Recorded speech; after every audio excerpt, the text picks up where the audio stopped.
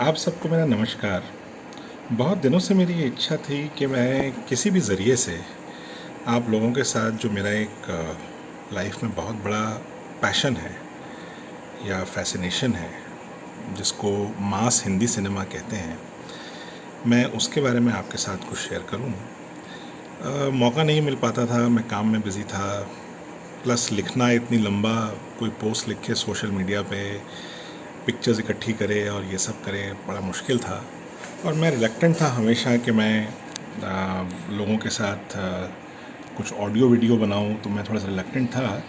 लेकिन अब मुझे लगता है कि ये ऑडियो का ज़रिया अच्छा है कि इसके ज़रिए आदमी बहुत सारी वो बातें कह सकता है जो कि लिखनी शायद बहुत वक्त लग जाए, और उसमें लंबी पोस्ट फिर कोई पढ़े ना पढ़े। तो हम हिंदी सिनेमा की बात करते हैं, तो मुझे लगता है कि हिंदी सिनेमा के बारे में हम लोग अभी भी जो जिस तरह का वो एक सब्जेक्ट होना चाहिए हमारे फैसिनेशन तो है ही, हमारे एकेडमिक थोड़ा सा परस्यूट का भी, कि भाई कैसे इसने लोगों को उस समय एक ताजगी और राहत दी उन दिनों में जब बड़े गुर्बत के दिन थे। ये शायद फैक्ट हमने अभी तक पूरी तरह से अप्रिशिएट नहीं किया। 1950s की बात करें तो 1950s का वो दौर था जब भारत आज़ाद हो चुका था। 1950 में रिपब्लिक भी बन चुका था, कॉन्स्टिट्यूशन हमने अडॉप्ट कर लिया था। अभी तक पहले जनरल इलेक्शंस नहीं हुए थे, तो वो तो 1952 में हुए थे। लेकिन वो दौर ऐसा था कि बहुत सारे उसमें जो हमारे जो पेरेंट्स की जनरेशन थी, जैसे मेरे पेरेंट्स दोनों, जो कि वेस्ट पंजाब से ईस्ट पंजाब में आए थे और उसके बाद फिर दिल्ली आ गए थे, बड़ा स्ट्रगल का टाइम था। हर चीज़ की कमी थी। खाना बनाने के लिए कोयला चाहिए होता था, कोयला नहीं मिलता था, दूध नहीं मिलता था, घी नहीं मिलता था, दाल चावल की कमी रहती थी, लोगों के पास कोई कमाने का ज़रिया नहीं था। बहुत सारे लोग अपना पैसा, अपना घर, हर चीज़ जो आज जिसको हम पाकिस्तान कहते हैं वहीं छोड़ आए थे। तो यहाँ पे उनको फ्रेश स्टार्ट करना पड़ रहा था। फ्रेश स्टार्ट करना बहुत मुश्किल था, लेकिन उस ज़माने के लोग कुछ और ही थे, बड़े जुझारू से और बड़े डिटर्मिन्ड लोग थे। और उन्होंने वो कर दिखाया जो शायद हमारी जनरेशन के लोग तो सोच भी नहीं सकते। तो उस ज़माने में सिनेमा जो था वो एक ही बस एंटरटेनमेंट का ज़रिया था, कुछ और था ही नहीं। ये वो ज़माना था जब आप ये समझ सकते हैं कि घरों में रेडियो तक नहीं होते थे। रेडियो का दौर भी जाके आया लेट 60s अर्ली 70s में, जब हर घर में एटलीस्ट रेडियो होने लग गया। टीवी तो खैर सोचना ही उस समय ऐसा लगता होगा कि पता नहीं जैसे क्या आविष्कार है और कब की बात है। तो टीवी तो सोचना ही बेकार था। रेडियो भी, मतलब एक सिंपल रेडियो भी घर में होना मुश्किल था। लोग रेडियो पे जो प्रोग्रामिंग होती थी, आकाशवाणी या बाद में जाकर विविध भारती शुरू हो गया, तो उसमें कुछ गाने आते थे हर रोज़ करीब आधे घंटे के। तो वो लोग जाके पान की दुकान पे सुनते थे, या कहीं किसी के घर चले गए जिसके पास रेडियो था, जो इतना अमीर था जिसके घर में साइकिल और रेडियो होती था, तो वहाँ चले जाते थे। तो 1950s का दौर ऐसा ही था। बहुत स्ट्रगल वाला दौर था, बहुत स्ट्रगल वाला दौर था। हमारा देश, खासकर जो नॉर्थ का पार्ट था, वो पार्टीशन के सदमे से अभी उभर रहा था। बहुत लोगों के परिवारजनों में से लोग लापता थे, बीमार थे, मर चुके थे। तो उसमें अपनी ज़िंदगी स्ट्रगल शुरू करना, तो इस कॉन्टेक्स्ट में जब हम देखते हैं कि एक ऐसी चीज़ शुरू हुई कि आपके सिनेमा हॉल में जाके आप टिकट खरीद कर और 3 घंटे के लिए बिल्कुल अपनी ज़िंदगी को भुला सकते थे, तो वो हिंदी सिनेमा ने काम किया। मतलब हिंदी सिनेमा ने एक तरह से प्रेशर कुकर में जो वॉल्व होता है, जब उसको उठाते हैं तो सारा प्रेशर निकल जाता है, वो वाला काम किया। अब 1950s का जो सिनेमा था वो बिल्कुल गोल्डन एज शुरू हो चुकी थी। सबसे जो 3 बड़े हमारे एक्टर्स थे, जो जिनको हम कहेंगे कि जो सुप्रीम एक्टर्स थे उस ज़माने के, वो 3 हमारे स्टार्स थे। मेल स्टार्स थे देवानंद, राज कपूर और दिलीप कुमार। तीनों का अपना अपना एक इमेज था। राज कपूर साहब रिप्रेजेंट करते थे एक कॉमन आदमी को, एक कॉमन आदमी जो बेचारा एम्प्लॉयमेंट की तलाश में गांव से शहर आ रहा है, और बेचारा अभी तक गांव को भूल नहीं पाया, शहर को अडॉप्ट कर नहीं पाया। थोड़ा बीच में caught between the two worlds, दो दुनियाओं के बीच में, दो यूनिवर्सेस के बीच में बेचारा फंस गया है। और उनकी जो फ़िल्में थीं वो इस तरह की होती थीं। उनकी एक बहुत ही फेमस फिल्म थी श्री 420, आई थिंक 1955 में आई थी, जिसमें वो मशहूर गाना था, मेरा जूता है जापानी ये पतलून इंग्लिस्तानी, सर पे लाल टोपी रूसी फिर भी दिल है हिंदुस्तानी। लिखा शैलेंद्र ने था और इसका जो तर्ज बनाई थी वो शंकर जयकिशन ने बनाई थी। तो ये गाने से आप अंदाज़ लगा सकते हैं कि उस समय लोग क्या सोच रहे थे। वो ये कह रहे थे कि भाई अब हमें अगर तरक्की करनी है तो हमें वेस्ट के साथ जाना ही पड़ेगा, उनके मेथड्स को कॉपी करना ही पड़ेगा, लेकिन उम्मीद ये करते हैं कि हम अपना जो एक हिंदुस्तानी पना जो है उसको हम ना लूज़ करें। तो ये उनका उस समय ऐसे कुछ थॉट्स थे। और दूसरे जो बड़े स्टार थे वो थे दिलीप कुमार। दिलीप कुमार की थोड़ी सी ज़्यादा कॉम्प्लेक्स इमेज थी, थोड़े से वो डार्क मेलनकलिक, थोड़े जिसको हम कहते हैं, वो उस तरह के चीज़ को रिप्रेजेंट करते थे कि भाई कुछ भी आप कर लो बड़ा मुश्किल है यार, दुनिया बड़ी ट्रेचरस है, दुनिया आपका रेसिप्रोकेट नहीं करती, यू नो बड़ा मुश्किल है। मतलब एक अनसर्टनिटी जो उस ज़माने में थी कि भाई अब आज़ादी तो मिल गई, अब क्या होगा आगे जाकर, इस अनसर्टनिटी को दिलीप कुमार साहब रिप्रेजेंट करते थे। और अनसर्टनिटी तो जाहिर है थोड़ा सा उसमें डार्कनेस और मेलनकली तो होती ही है, तो वो दिलीप कुमार साहब में भी थी। और उनकी जो फिल्में थी वो इस तरह की हुआ करती थी। देवदास उनकी बड़ी पॉपुलर फिल्म थी, और बाद में उनकी एक और बहुत ही पॉपुलर फिल्म मधुमती थी, जिसमें अगेन यही होता है कि जिससे वो प्यार करते हैं वो प्यारों से छूट जाता है। और उसका जो गाना था बड़ा रिप्रेजेंटेटिव गाना था उनके लिए, टूटे हुए ख्वाबों ने हमको ये सिखाया है, दिल ने जिसे पाया था आँखों ने गवाया है। तो ये गाने से आप समझ सकते हैं कि ये गाना मतलब वही था कि आप जितनी भी कोशिश कर लें, कहीं ना कहीं आके जो जीवन है, जो ज़िंदगी है, वो कहीं ना कहीं आके आपको अपने बस में कर ही लेती है। तो ये जो अनसर्टनिटी का जो एक रूप थे वो दिलीप कुमार साहब थे। देवानंद साहब इन सबसे अलग थे। देवानंद साहब तो एक अलग ही अंदाज़ था उनका। और देवानंद साहब रिप्रेजेंट करते थे एक अर्बन एजुकेटेड क्लास को, जो कि कंफर्टेबल थी, जो ये कहती थी कि भाई जो बीत गया वो बीत गया यार, अब आगे की तरफ देखो। और कॉन्फिडेंट थे, ऑलमोस्ट ब्रैश थे कि अब जो ज़माना आ रहा है भाई, अब वो ज़माना बढ़िया ही होगा। तो मतलब hope, looking at tomorrow with hope, ये चीज़ को, ये फीलिंग को रिप्रेजेंट करते थे देवानंद साहब। और देवानंद साहब का बड़ा एक लार्जर देन लाइफ पर्सनालिटी थी। और वो जिस तरह से गाने भी गाते थे, जीवन के सफ़र में राही मिलते हैं बिछड़ जाने को, और दे जाते हैं यादें तन्हाई में तड़पाने को।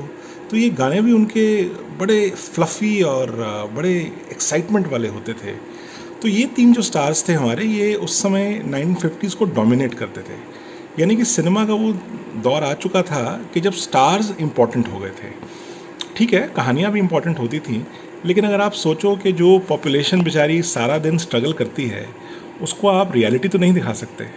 तो उसको आपको दिखाना पड़ते थे कुछ हसीन सपने, कुछ रंगीन सपने, कुछ कलरफुल ड्रीम्स, ताकि वो बेचारे 3 घंटे में अपना सब कुछ भूल जाएं, सिनेमा हॉल के अंदर जाएं, जैसे ही लाइट्स ऑफ हों एकदम से सब भूल जाएं और टिकट लेके बैठ जाएं, और 3 घंटे उनके साथ एक ऐसी जर्नी उनको दिखे, बड़े बड़े ज़मींदार, महल, हर चीज़ बड़ी, कारें, रोमांस भी ऐसा जो गरीब आदमी अमीर लड़की से रोमांस कर रहा है और उसके लिए ज़माने से लड़ जाता है,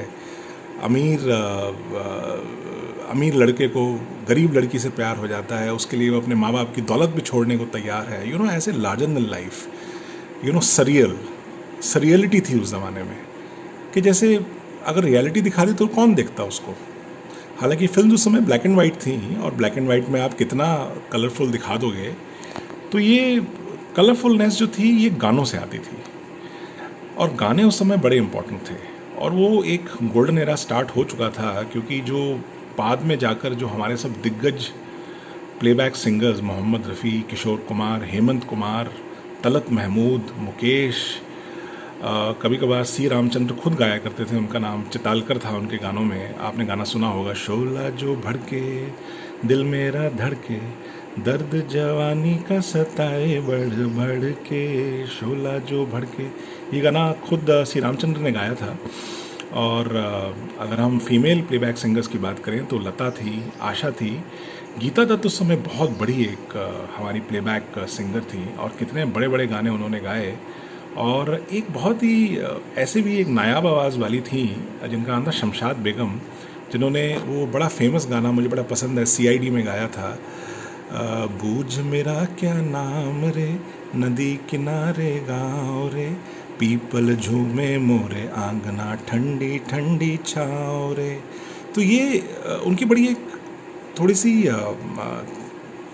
थोड़ी सी भारी आवाज़ थी, जैसे पंजाबी फोक सिंगिंग में होती है ना, बिल्कुल वैसी आवाज़। और वो खुद भी पंजाबी थी, तो उनका OP नैयर साहब ने बड़ा अच्छा इस्तेमाल किया। म्यूज़िक डायरेक्टर्स भी हमारे थे, OP नैयर थे, नौशाद थे, शंकर जयकिशन, रोशन, मदन मोहन, सब इस्टेब्लिश थे। लिखने वाले तो बहुत ही कमाल के थे उस समय भाई, साहिर आ चुके थे, मजरूह थे, राजेंद्र कृष्ण थे, शैलेंद्र थे। तो लिखने वाले भी बड़े कमाल के थे, धुन बनाने वाले भी बड़े कमाल के थे, गाने वाले भी बड़े कमाल के थे। तो गाने तो कमाल के होने ही थे भाई। तो उस ज़माने के गाने जो अब 50 साल जिनको बने हुए हो गए, आप सोच सकते हैं कि लोग अभी भी उन गानों को गुनगुनाते हैं। और मेरा ये मानना है कि वो इसलिए गुनगुनाते हैं कि उन गानों में, हर गाने में एक फीलिंग कैप्चर्ड थी। और फीलिंग्स तो आप कभी भी नहीं भूलते, फीलिंग्स तो यूनिवर्सल होती हैं, फीलिंग्स तो आपके दिमाग में रहती ही रहती हैं। तो ये जो भावनाएं हैं, जो यूनिवर्सल भावनाएं, जो हर कोई एक्सपीरियंस करता है, आप एक्सपीरियंस करते हैं, मैं एक्सपीरियंस करता हूँ, ये गाने उनको समेटे थे अपने आप में। अब मसलन एक गाना ले लीजिए जो शायद 53-54 में आया हो, गुजरा हुआ ज़माना आता नहीं दोबारा, हाफिज खुदा तुम्हारा। अब ये गाना, इस गाने में एक ऐसी सेंस ऑफ लॉस है जो आप अभी भी आज भी फील कर सकते हैं। आज भी जब ये गाना आप यूट्यूब पे प्ले करते हैं और अपनी आंखें बंद कर लेते हैं, तो एक सेंस ऑफ लॉस जो है वो आप में एक पैदा हो जाता है।